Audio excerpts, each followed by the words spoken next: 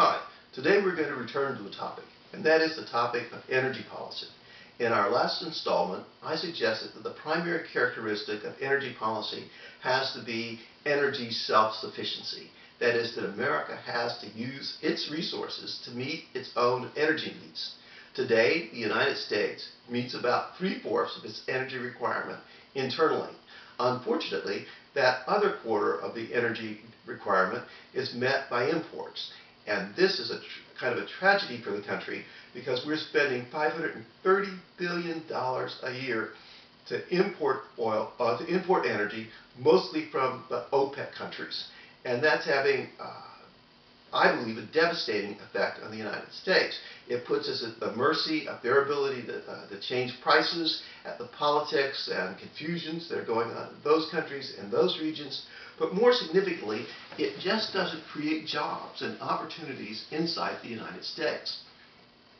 A recent report was issued by the Congressional Research Service, and it revealed that the United States, in terms of natural resources, energy resources, which it took all the energy resources and converted them into a unit which was the equivalent of a barrel of oil, and it said that the United States was, in energy resources, the richest nation in the world.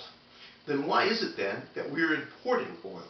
Why is it that we've imposed upon ourselves, as a matter of national policy, a kind of poverty that forces us to import what we have in a plentiful supply?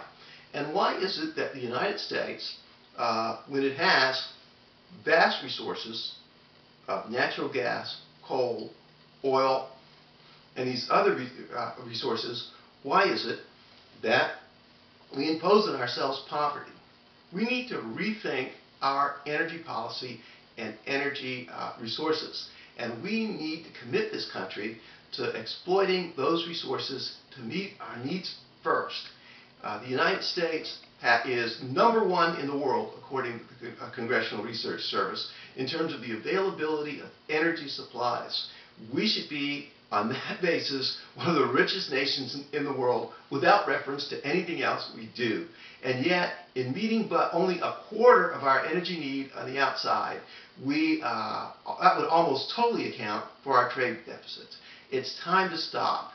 It's time to have a national commitment to totally and immediately exploiting the available energy resources inside this country and putting it back on its feet again. Thank you.